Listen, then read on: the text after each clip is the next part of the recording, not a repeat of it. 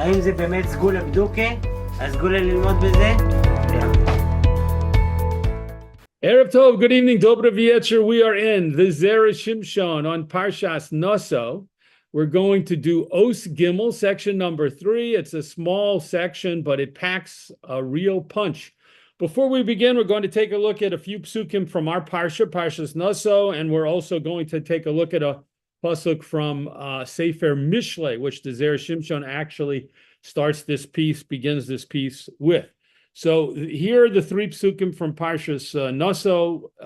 This is Bamidbar Perek Hey, psukim Tes through Yud Beis. So that might be 4 psukim actually. V'chol terumo l'chol kodshe b'nei Yisrael, and all of the donated parts, or all of the portions of the holy things of b'nei Yisrael, asher yakrivu la kohen, that they bring to a Kohen, lo yihiyeh. To him it will be. So the simple meaning, without getting too much into the context and the background, is that if any one of the Jewish people separates something and brings it to a Kohen, it belongs to the Kohen. V'ish es kodoshov lo yihiyu. And a person, his own holy things, to him they should be. Ish asher yitain la kohen lo yihiyeh. And that person who then chooses to give something of that the holy items that he has to a kohen, then it belongs to the kohen. So before a person chooses to give an item to the Kohen, it belongs to him, even though it has to be given to a Kohen. Nonetheless, before he gives it to the Kohen, it belongs to him. He owns it. Once he gives it to the Kohen, it belongs to the Kohen. That's the simple meaning of the pasuk. We're going to see that Chazal are going to do something a little differently, learn something a little differently from that. But let's continue. Vayedaber Hashem el Moshe lemor. This is the next pasuk, pasuk Yud Aleph.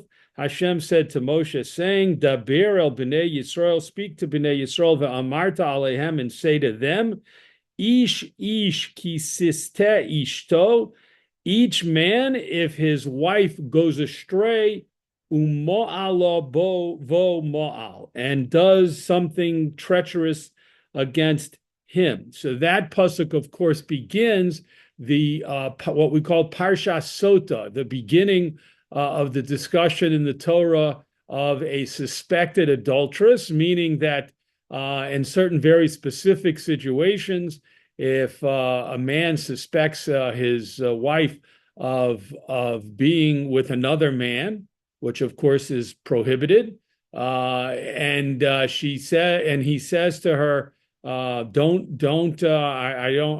not comfortable with that relationship, or I'm not comfortable with that person. Please don't be alone with that person. Don't go around that person. And then she does so again. This is all under very specific circumstances. Certain things have to be said. Certain conditions have to be fulfilled. But if everything plays out according to the way the Torah describes the situation, then she is brought to the Mishkan, or to the Beis HaMikdash, and a ceremony is performed in which she drinks water, again, that is handled in a very specific way, a very specific manner. And if she in fact was unfaithful, if she in fact was intimate with this other man, not her husband, of course, then very bad punishments, very bad things happen to her. However, if she was innocent and had not been with this man that her husband have suspected her of being with, then actually nothing bad happens to her, and actually she is blessed instead. So that's called Parshas Sota, the section of the suspected adulterous wife. So please note that the first 2 psukim we read had to do with giving gifts properly to a Kohen. And then right after that, it led into this section of the Parsha of the Sota, and we'll see what the Zera Shimshon brings from Chazal about that juxtaposition. Next, let's take a look at the pasuk in Mishle. This is Perek Perik Yudalid Pasuk Chaf Dalid. Ateres Chachomim Oshram. The crown of the wise is their wealth. Iveles Kesilim Iveles. And the foolishness of the fools is foolishness. Again, Ateres Chachomim Oshram. The crown of the wise is their wealth.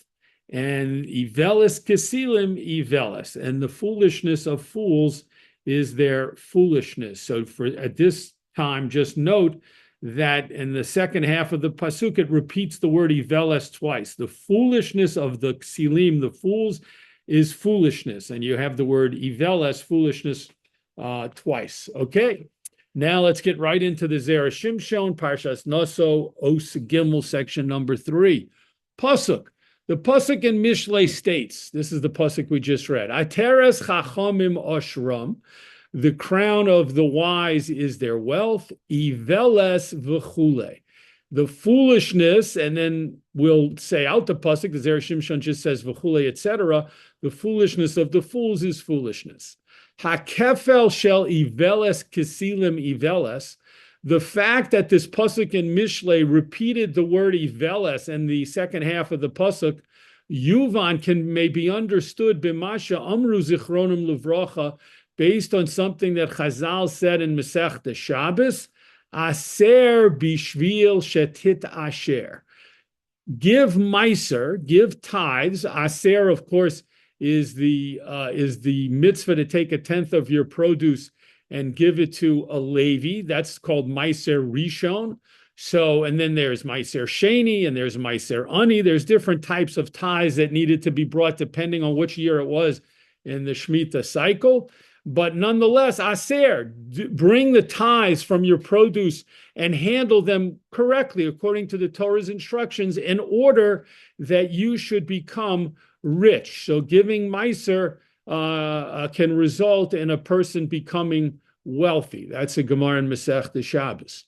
Ubeperik Vav de Brachos, and another Gemara in the 6th chapter of Masechta Brachos. Omar Rabbi Yochanan Mishum Rabbi Yehuda Bar Eli. Rabbi Yochanan said in the name of Rabbi Yehuda Bar Eli, Bo Ure'eh, come and see, Ma bein Doros Harishonim leDoros Acharonim. What is the difference between the earlier generations and now these later generations? Doros Harishonim, the earlier generations, Hoyu Machnisim Peirosehem Derech Teraksimos. They used to bring in their produce in the front door, so to speak, by the main entrance, in order to be obligated to give the tithes from the produce that they would bring in that way. And we'll explain what that means in a moment, what the front door or the main gate has to do with anything. Doros Acharonim, the later generations, Machnisim Peirosehem, they bring in their produce, Derech Gagos, Chatzeros, Vikarpefos.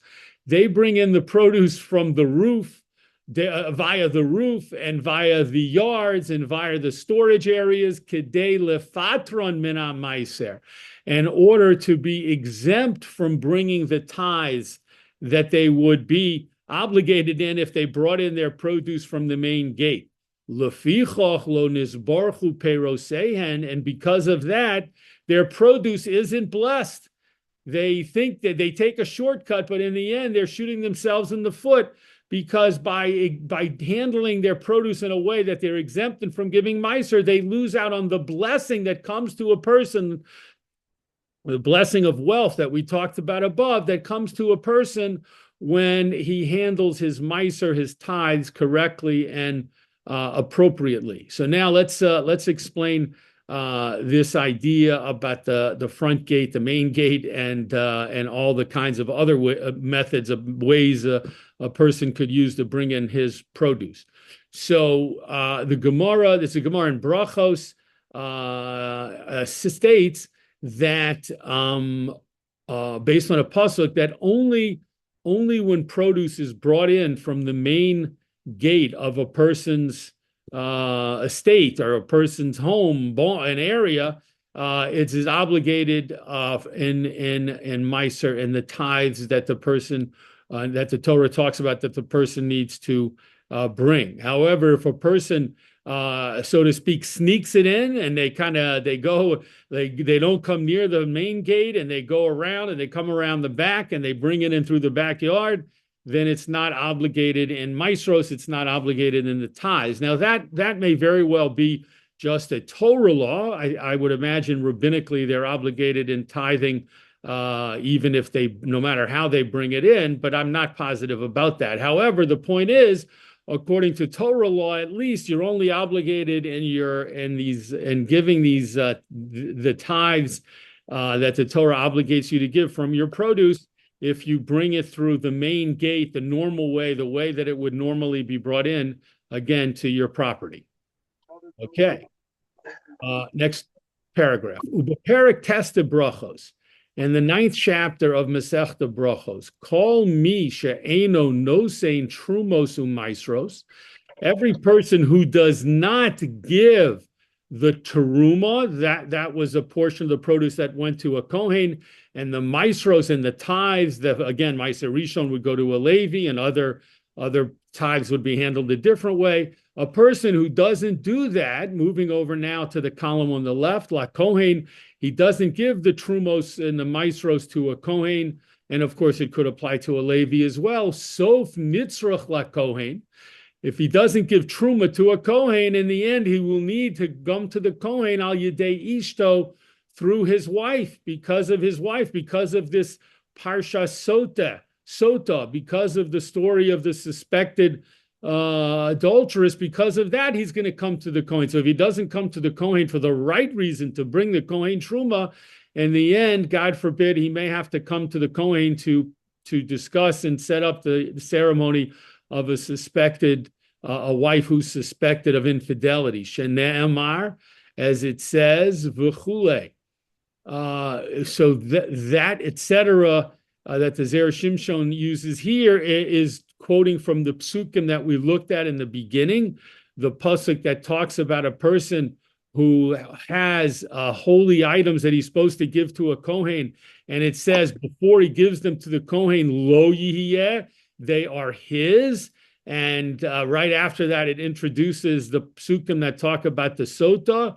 So Chazal is saying, what do we learn from that juxtaposition? Why would the Torah choose to put those psukim right next to each other? Because this person who keeps the holy things like truma to himself and doesn't give it to the Kohen, boom, next pasuk tells us that he'll be going to the Kohen for something much less pleasant and much less enjoyable and something terrible, which is going to the Kohen to talk about the fact that he needs to set up this the drinking of the water, the sota process.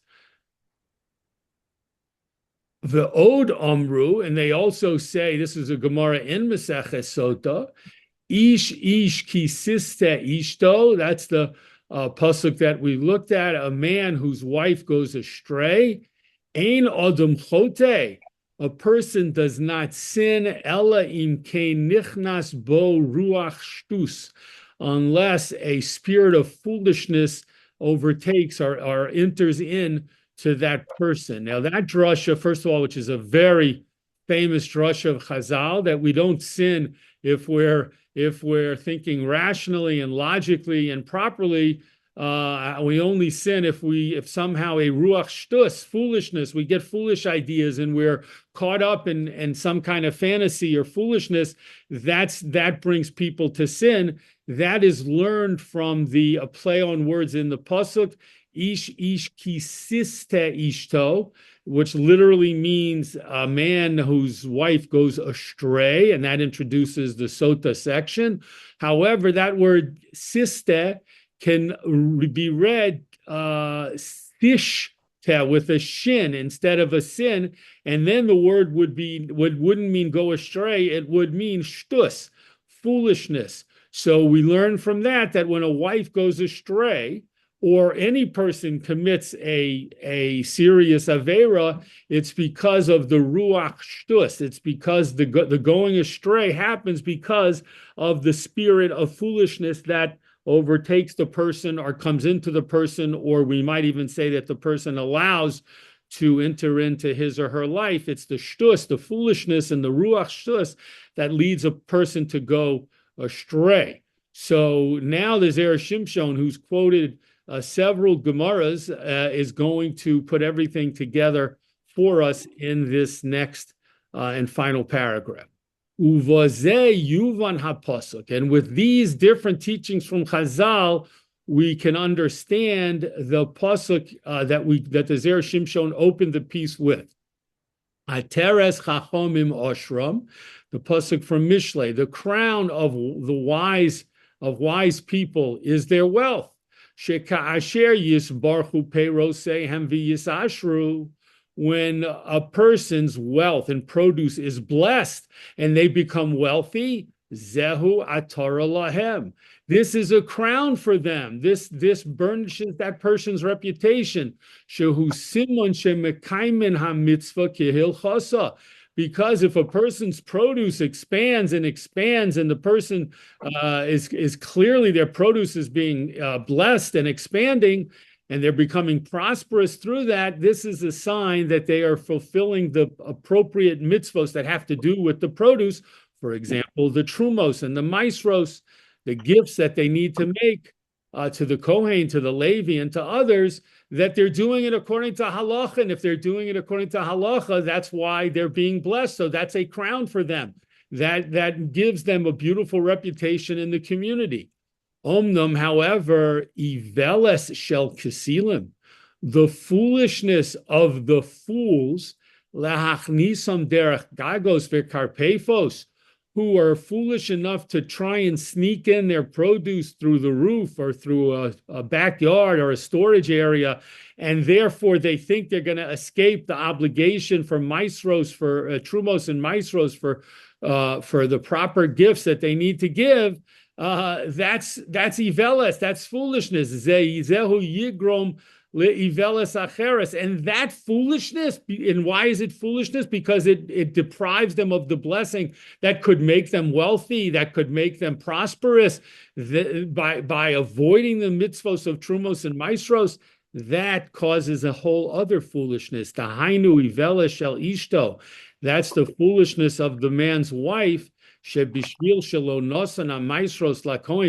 the man didn't give the appropriate gifts to the Kohen, Tista Ishto, his wife, will go astray, and he'll end up having to come see the Kohen about the fact that he suspects her of infidelity. So the Zera Shimshon opened up with this pasuk in Mishlei, which at first glance was hard to understand. Why is it that the Chachomim why is it that their wealth is a crown to them? What is that referring to? And also, why does it say iveles ksilim iveles? Why does it say the foolishness of the foolish is foolishness, which seems awfully redundant? So now he's put it all again by using these different teachings from Chazal.